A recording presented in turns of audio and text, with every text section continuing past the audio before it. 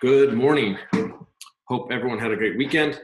I had a really nice weekend down south in Moab with my family and several agents from the KW Midvale office. Did some river rafting and stuff, so it was a great time.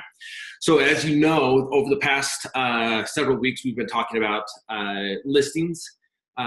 Those agents that are listings focused and have a strategy around taking listings or picking up market share and dominating the market right now. So last week we talked about how to start putting together your listing presentation using the tools in eEdge and backing it up with evidence using the lore report.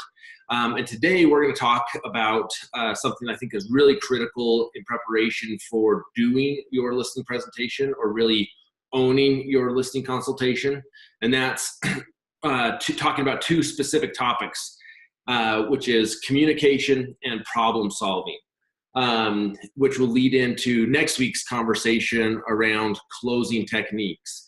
So these are the two most critical skills for an agent, or realistically any person, to learn. In fact, this is one of the things that I think is the most important things for my kids to learn. I really believe that if you can be a great communicator and a great problem solver, you really have the ability to make a huge impact on the world and the people around you. So learning how to communicate effectively, through that communication, identifying problems that need to be solved, and then strategically putting together a win-win solution around those problems just really puts you in a power seat and puts you in a power position of really being able to, one, stand out in a crowd, help more people, leave a bigger footprint on this world. Which, as you know, through these conversations, you know that everything we're talking about, all of these business principles, go much deeper than just taking more listings, helping more buyers. All these business principles are really life lessons. And so I want to jump into this. I'm going to share my screen and kind of walk you through a little bit around this conversation.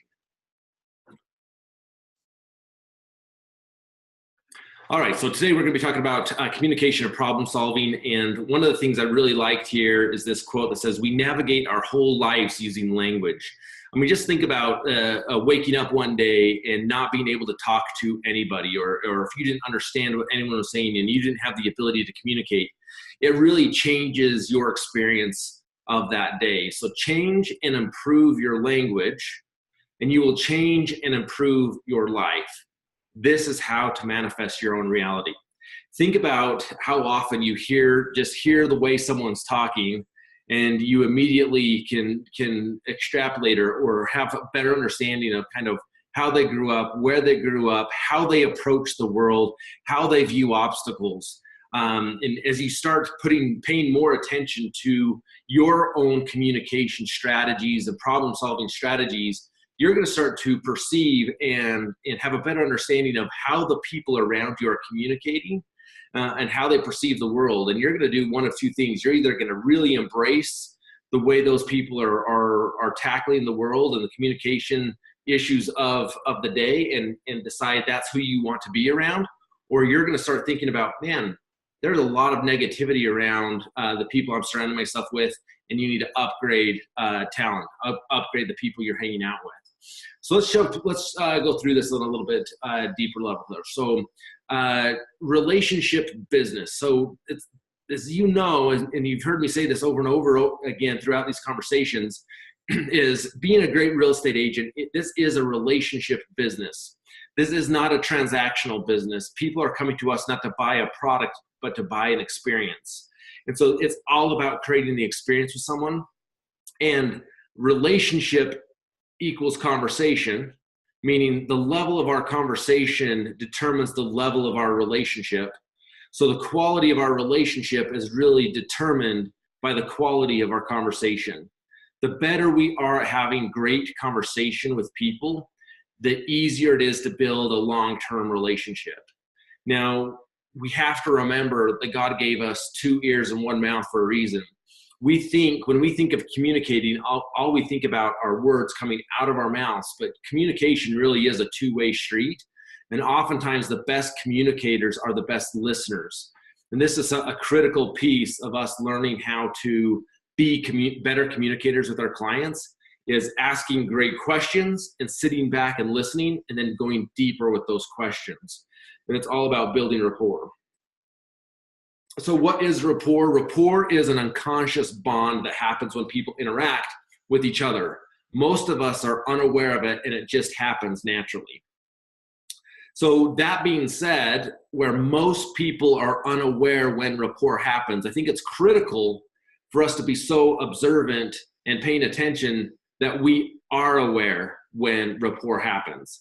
We have to strategically accelerate rapport with our people, where if we have time on our side and we're in a social engagement and we engage in conversation with someone, that's okay to let rapport build or not build depending on your connection, likes, and interest in that scenario.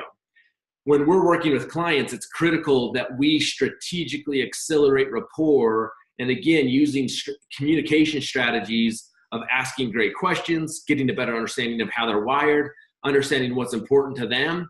And then from there, we can make the connections, help connect the dots, and rapport can be strategically accelerated. It will still happen naturally, but on an accelerated course if we're strategic in our communication.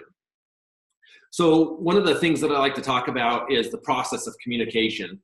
One of my favorite stories about that I use to illustrate the process of communication is it's much like giving or getting a gift. One of my favorite Christmases of all time, I don't know if you were like me as a kid, Christmas Eve, I could not sleep. I had so much anticipation, so much excitement about Christmas morning that I would lay in bed and not be able to sleep. So the other thing, I grew up in a house where we were constantly some rambunctious kids, always playing jokes on each other. And one Christmas Eve, I thought of this great idea. My parents had a storage room where everything that wasn't being used in the house was kept in this room. It was just packed full of things. Most things we probably didn't even need to keep, but we kept them in the storage room. So not being able to sleep, I climbed into the storage room and I found this really old pair of my dad's cowboy boots. Now these cowboy boots had been beat to the ground, but I went in, pulled out these old cowboy boots, wrapped them up and said, "To Mason," which is my little brother's name, "from Santa." And I snuck upstairs into the room where Santa left his gifts, found where Mason's gifts were, and I strategically placed these cowboy boots there to be found the next morning. Well, now my anticipation for Christmas morning even increased because I was so excited to watch everyone's reaction when he opened this unexpected present. So the next morning, as we went around in the circle and everyone was opening their presents, it became Mason's turn and he picks up these cowboy boots, not knowing what they are, and he starts to open them up. And I see my parents look at each other like, "I don't know what that is. Do you know what that is?"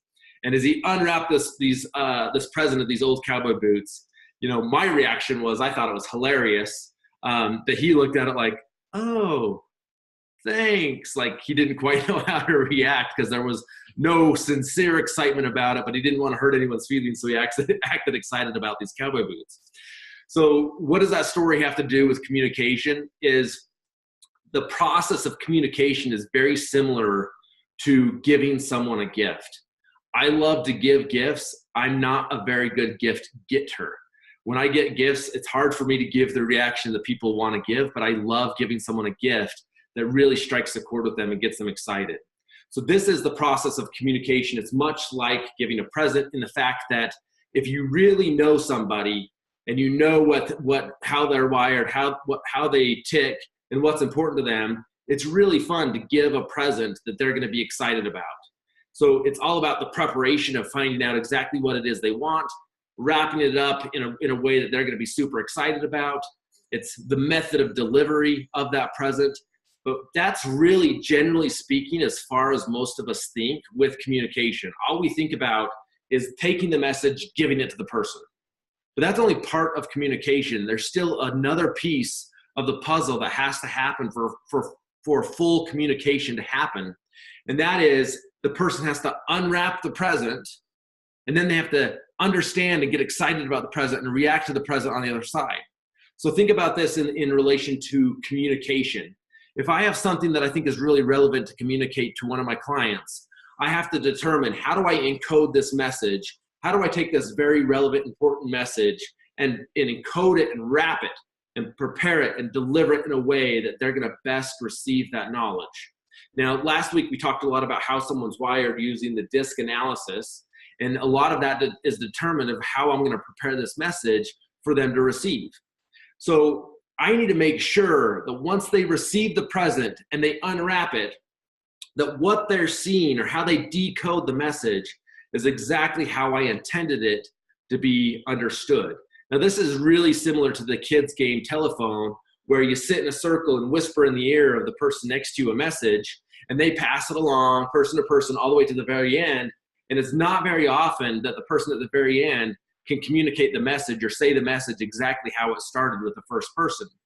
And that is exactly what happens to us in real estate, is a lot of, or in business in general, is oftentimes we feel like we communicated something very well because we quickly took something, we threw it out there, we communicated it, and it's not received and understood in the same way that we intended it when it left our lips. And so we have to intentionally look at what is the message? What is the relevance of the message? How do I deliver it in a way that it's going to be received in the way that I intended to be received and helps push my initiative forward, and make sure that they decode it in the same way that I intended it to be decoded. So this is the process of communication. Now, you may be thinking that this is going too deep on the process of communication, but I'm telling you, as you put some thoughts into this, the better we get at communicating, the better agents we're going to be, the better we are going to be about building relationships. And we're going to notice that all the relationships we do have, the level of those relationships are going to increase in our world. So let's jump into this a little bit and take that communication piece now. And oftentimes we're going to use those communication strategies to solve problems. That's really what we're in the business of as real estate agents, is we are in the business of communication and problem solving. There's a lot of moving pieces that need a lot of communication around them. Throughout the process of that communication, different problems or obstacles or issues are going to arise. And it's our jobs to communicate and find solutions to those problems that create a win-win and push the initiative through to the finish line. So we need to get really good at what's called the needs analysis. Now, this is a prescription for pain. So really getting clarity on someone's needs, what needs to happen. Now, notice I'm saying needs and not wants, because they're two very distinct things. Oftentimes my kids say, I need something. They don't need it. It's not necessary for them to live, but it's really something they want, right? And it's determining what really needs to happen beyond the wants. Now, a lot of times with our clients, we're able to achieve someone's needs and their wants, and it's a double whammy, and we win in a big way. But getting clarity, if we're just focused on what they want, a lot of times we miss what needs to happen. So we need to get really good at what's called the needs analysis. Now, the very first objective of a needs analysis is to identify a source of pain. However, we don't want to focus on the pain itself. This is generally what people want to focus on in their conversations, is they want to talk about the pain. Oh, it's so hard to move. Oh, it's going to be hard to pack all the boxes. Oh, it's hard to leave this house where we raised our kids. Now, are all those points valid and have validity to that person? Yes.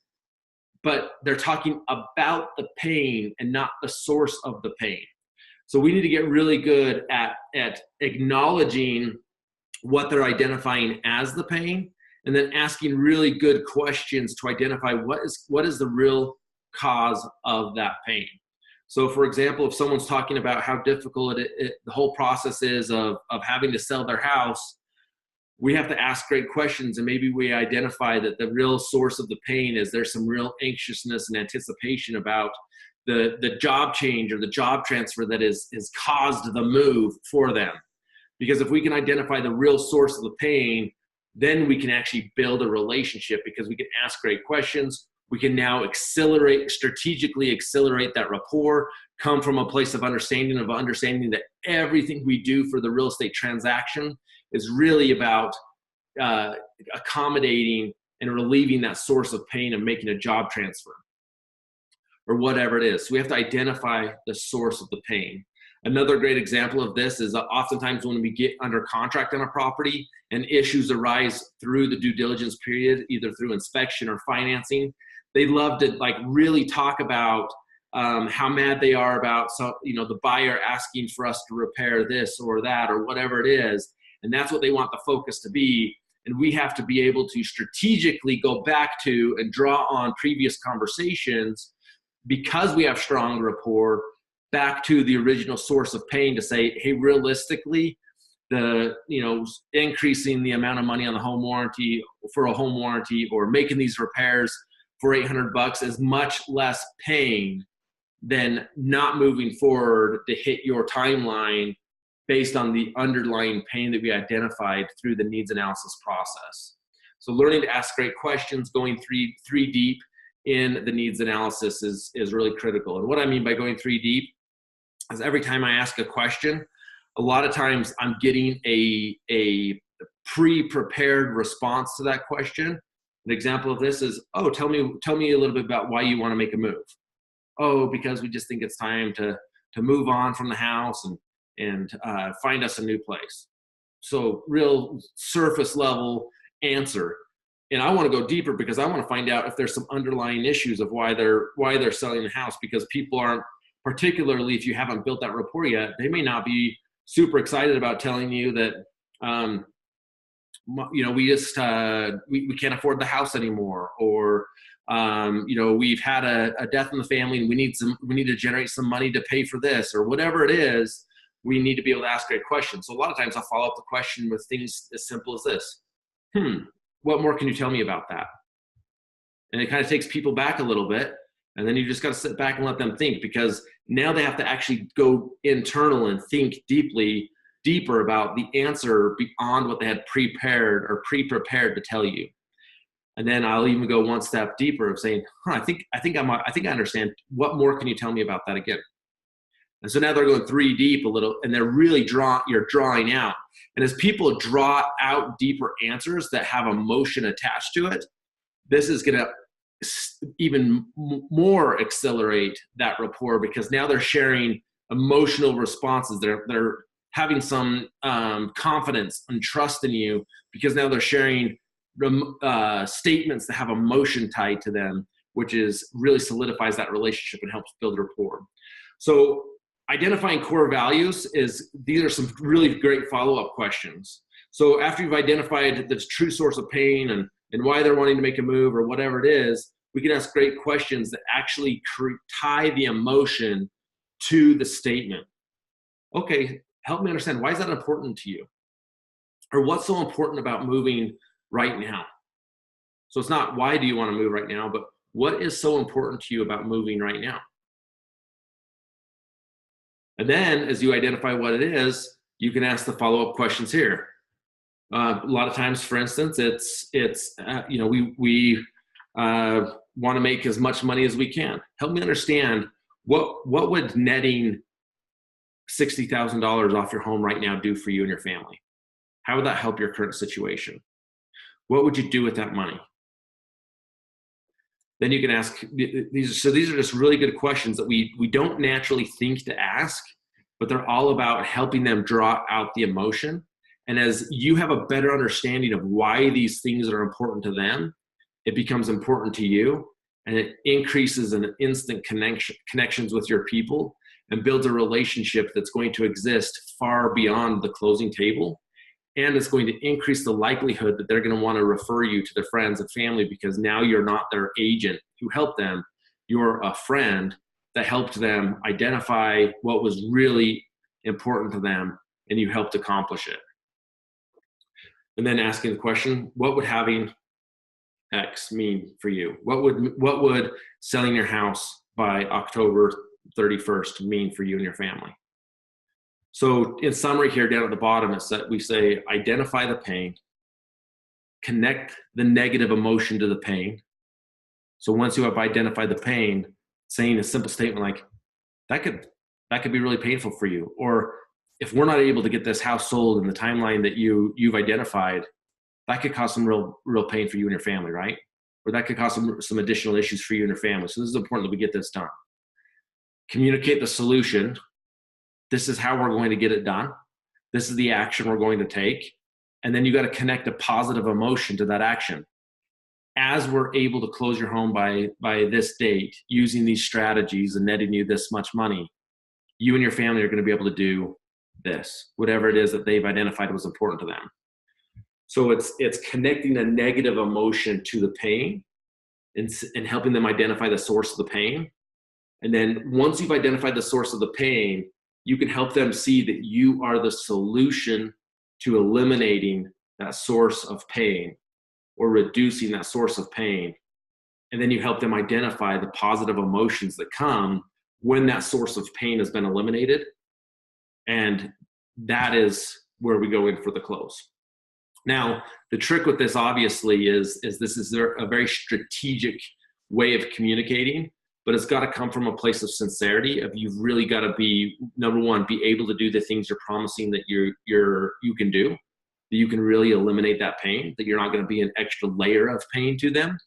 So you have to have the ability and the systems in place to be able to tackle and do what you say you're going to be doing.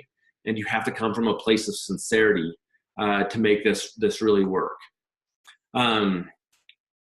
Real quickly, I want to talk about negotiation.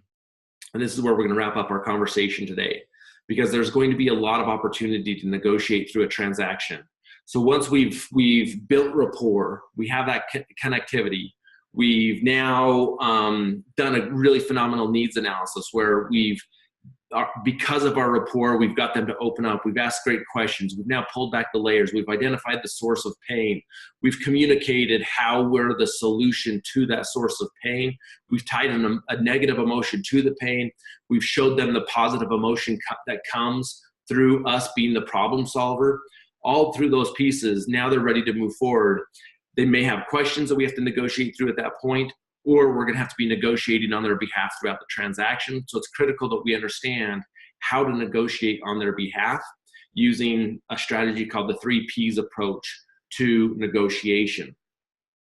So everything we've talked about up to this point, I like to use a metaphor of as I'm asking great questions, I really in my mind believe that every time they're sharing something with me, it's as if I'm getting an arrow that I now get to put into my quiver that I'm going to be able to use in future conversations, either future conversations back to my client or future conversations with the agent on the other side, and what information I can share and what that information means to getting the objective across the finish line. So that's really about getting clarity on their client's motivation, what their needs are, so that later you can draw back on that motivation. So the 3 Ps approach is prepare, present, position. So this is all about being able to get your client's objective across the finish line. Now, you see here a picture of my oldest daughter, Abby. Several years ago, I can't even believe I was looking at this picture this morning. I can't even believe it's been several years ago, but she had decided, because many of her friends had an Instagram account, it was time for her to get an Instagram account as well. At the time, my wife and I felt like it wasn't appropriate for her to have an Instagram account. So our answer was no, you can't have an Instagram account. But the thing I really loved about what she did here is the next day I found a little letter on my bed inviting me to a meeting the next day at like 3 o'clock in the afternoon or whatever it was. And intrigued, signed Abby. Intrigued, I show up the next day at that time for the meeting, and I notice my wife shows up as well. She got an invitation to the same meeting. And we walk into the room, and you can see this picture here is she had this little quote up here at the top. She had a little smiley face, a little devil face. And if you look really close, you can see as she had this conversation with us, she was putting up the pros and the cons of her having an Instagram account. So she had really thought through both sides of the equation. So this was a great example of the 3 Ps approach, where she had really done some preparation and thinking through both sides of the strategy, why it was important, why it wasn't important, why it worked well, why we felt the way we did. And she really thought through both sides of it. She put some real time in the preparation for this meeting. The presentation it was really brilliant of her to say, hey, you know what, instead of just saying, hey, I need to talk to you, or I want to talk to you about this again, she actually made an invitation. She set it aside. She created some anticipation or some engagement on our side of wondering what this was all about. As we come into the room, we see the devil face and the smiley face with these little conversation bubbles that were blank. So at this point, we're really intrigued in what this looks like. And as she went through and presented the scenario, she really identified, okay, I understand why you're feeling this way. I want to help you understand why I'm feeling this way. So she did a great job of presenting. And then we went into the positioning of where she outlined specifically what she wanted out of the conversation. She knew what we wanted out of the conversation. And there was some jogging back and forth and positioning until we came to a conclusion or something that we perceived as a win-win, which wasn't exactly necessarily what we wanted as parents or what we felt was right as parents, and not necessarily exactly what she wanted. But through that conversation, we both came to a new place of understanding that we were able to come up with a solution that worked for both parties and we both felt good about. Now, I know this is a silly example about an Instagram account, but it walks you through and illustrates the 3 Ps approach to negotiation. So the trick here is to have very clear preset objectives. Every conversation that you go into, you need to have a preset objective. The better you've done at building rapport with your clients, having that connectivity where they trust you, where you've really extrapolated out their needs and those motivation arrows, you can walk in with a preset objective of what you're trying to accomplish in that meeting. Refer back to that motivation regularly, because people get sidetracked from what really is their needs or their motivation because they want to react to what's going on specifically in the transaction at that point. So you have to be very good at referring back to the motivation and calming them down. This is where your rapport comes in really critical, because your clients cannot feel like you're taking a position against them, but that you're actually taking a position for them. So when you say something to them like, hey, validate what they're saying. Hey, I understand why you're so frustrated that the buyer is asking you to take care of these repairs. I totally understand that, because some of the stuff really isn't that necessary, and they might be asking for more than I think is necessary. However, remember when you and I first talked, and you told me that the most important thing for you in this transaction was having the transaction done by this time so your kids can start school in their new school on time, or whatever that motivation was. It's going to help them sit back and go, you're right, that's more important than this $700 or whatever it is. So refer back to that motivation, ask great questions and listen. Help me understand why you're so frustrated about this situation. Isolate the objectives, breaking down. If any of you have ever watched the movie Chicken Little, any little thing that happens, they feel like the whole world is going to come to an end. We all know a Chicken Little in our world that feels every scenario is Armageddon. The world's coming to an end. This is the worst thing that ever could have happened to me. When realistically, they've taken one new objective or problem, and then they've gone back and regrouped all the problems, whether we've come up with solutions to them or not, and put them all together into one big problem again. And it's critical that we know how to identify what is the real issue, separate all the other real issues, remind them that we've already come up with solutions for previous issues that they're trying to suck back in, and isolate the objectives so that we can handle them one at a time, which is just like taking one small bite at a time. If we take too big of bites, we're going to choke. If we can break it down into these small isolated objectives, we can work through this.